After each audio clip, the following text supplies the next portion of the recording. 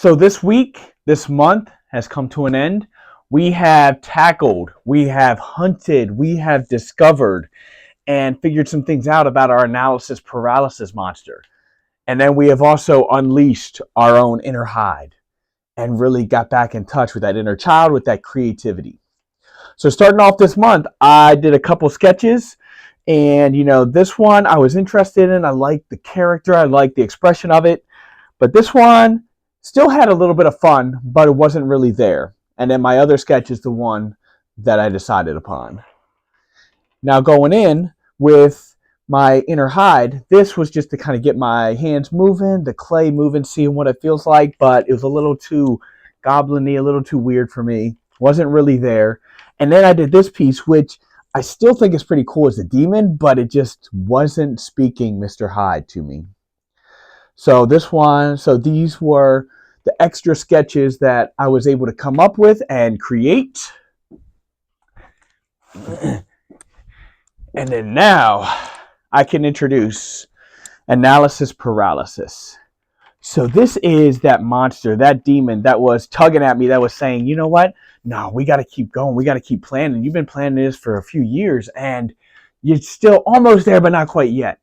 He keeps having you overanalyze, overestimate, trying to really figure out every single detail before you even get in the pool to try to swim. He is that character that's just whispering those things in your ear saying, you know what? You're almost there. You got this. Keep going, but we're going to keep planning before we start. That way, everything's in order. But the problem with that is that you don't learn everything until you actually get in the game, until you actually start moving, not until you actually get in and start creating something, start building. Do you notice, oh, well, you know what? I didn't really know everything that I could have known about it. Just like if you're, trying to learn, basketball or football just from watching games. Yes, that helps, and that helps you understand the games, and there's definitely different techniques and things that you can help and study along the way. But if you never go and throw a ball, then you are never going to be able to get past that skill level. You have to actually get in there, start moving, make those few mistakes, learn from them, grow. And that's what he was holding me back from. And I even faced it within this first month because this membership idea I've been thinking about and kind of grappling with and analyzing. How do I want to set it up? Where do I want to put it? How am I going to make it flow? And this month I had to unleash my inner Hyde and just say, I'm going to get started right where it is. We're going to start messy. We're going to see where this takes us. And I can always adjust along the way. Just like I do in my art stuff. You start out with a character. Sometimes you like it, sometimes you don't, but you adjust, you move, you fix the proportions, fix the features, fix the posture. And then it all comes together in the end. So this is my analysis paralysis. Now to combat him, it took some time, but I was able to unleash my inner Hyde. This is that inner monster that we have that is misunderstood. Everyone sees the Dr. Jekyll, the Mr. Hyde, and they see this wild, big, crazy beast that's just out of this world. And then they see the super refined, super nice Dr. Jekyll. However, where I think the story didn't get understood is that what if, just think with me, what if Mr. Hyde wasn't actually the monster, but he was that kid. He was that wild, crazy kid that was just having fun, wanted to do his own thing. But then as he started growing up, the world around him started getting him to straighten up, straighten out his back, straighten out his shoulders, getting to a calm position, and then put that lab coat on.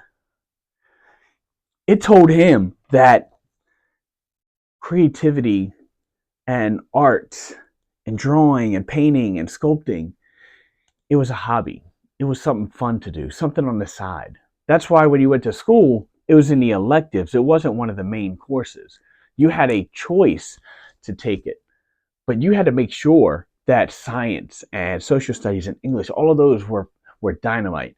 And then this was along the side. This came up along the side, and then you get up and you start going through life, you get a job, and they're telling you that, we want you to speak up. We want you to come up with some creative ideas, things, to help this company move further.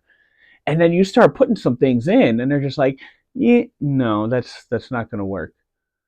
I got a new workflow or a new way to kind of make things go a little bit no, that's not going to work. We're going to do it this way because this is the way we've always done it.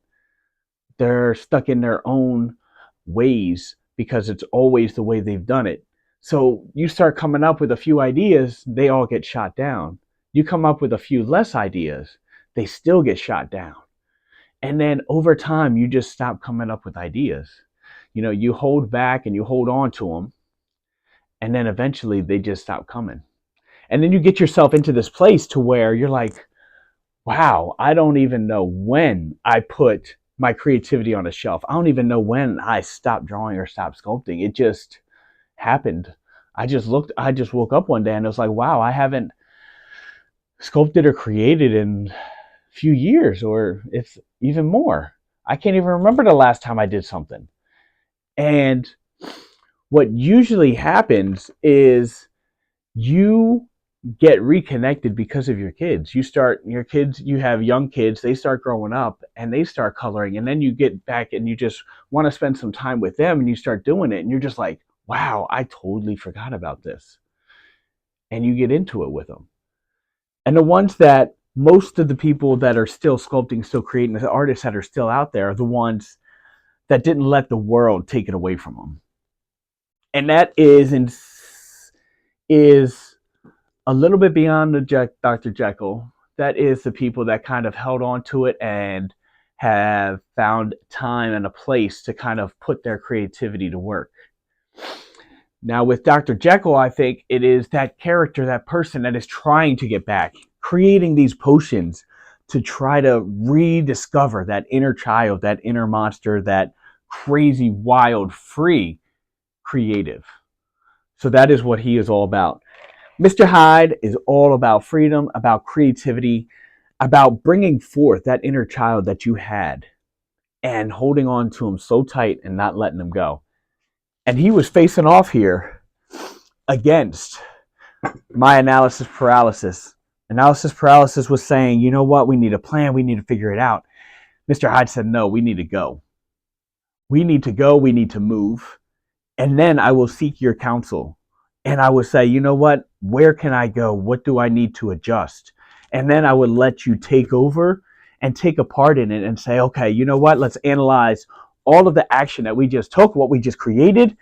And then I'm going to analyze that and create a plan for you. And then I'm going to take action on that plan. That way we have some skin in the game and we actually get it started. We don't get stuck again in that planning phase. And then once you have results and you have experience, then I will analyze that. But I will not analyze a plan that we already created until that plan gets put into action. And so that's how these two monsters are going back and forth. And that's how I'm going to allow them to go back and forth. This is my inner child. This is my inner monster. This is a demon that is still with me, still on my shoulder. However, instead of in the background, in the shadows, whispering and just kind of sinking in under my skin, now he is a little bit more on a leash. And I'm able to go to him and say, I appreciate it. I understand what you're here for. And I am going to allow you to come in and take that time and actually work with me. Use your best strengths, work with me to create something special. So that's what this month has been all about. These are the two characters, monsters that I was able to create. Now that I'm saying it, these are at about 80, maybe 90 for him, maybe 75% done for him. Now, I want to make sure that you guys know that, because that is also a very important aspect of this, is I wanted to make sure that I knew that it was okay to get to a point to where I believe that you guys got value to where I believe that I created a full product with this membership course and that you guys were able to get value from it. Now, I do plan and I do really like these characters and I do want to finish them. So I am going to finish them and create and kind of have you guys tag along the entire time and create and add more videos in the future as I'm working on them. But I wanted to make sure that I could pick a spot that said I'm finished and be okay with it and still have it be value to you guys. So that is also an important part of the learning process of you want to go in, you want to create, you want to get all of these emotions out when you're sculpting, but then you also have to be okay with a stopping point to when you created a deadline, that is when it's finished. And if you want to add a little bit more or take away a little bit more later, you can, but don't get into a point to where you are overworking the piece or you are just running in circles and never completing. So I hope you guys have really enjoyed this. This is just month 1. Next month, we meet another demon because we all know that there's not just one. There's also just not one version of analysis paralysis. That is just one small section of my life. And so I know that his other versions of analysis paralysis affect me. And they all have different faces. So we're going on this journey, on this quest to discover all these demons, all their different versions. And this next one you guys are going to like. And I know a lot of you guys have faced it.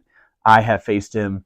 And sometimes, even when you say that, I'm not worried about being perfect, he still slips in a little bit in spots you might not think about or maybe haven't analyzed. And he picks up right where he leaves off. So stay tuned. Hope you guys have enjoyed this. Hope you guys have learned a lot. And I would love to see what your renditions, what you were able to create with your own clay and what your analysis paralysis demons look like and how your Mr. Hyde looks as you unleashed him.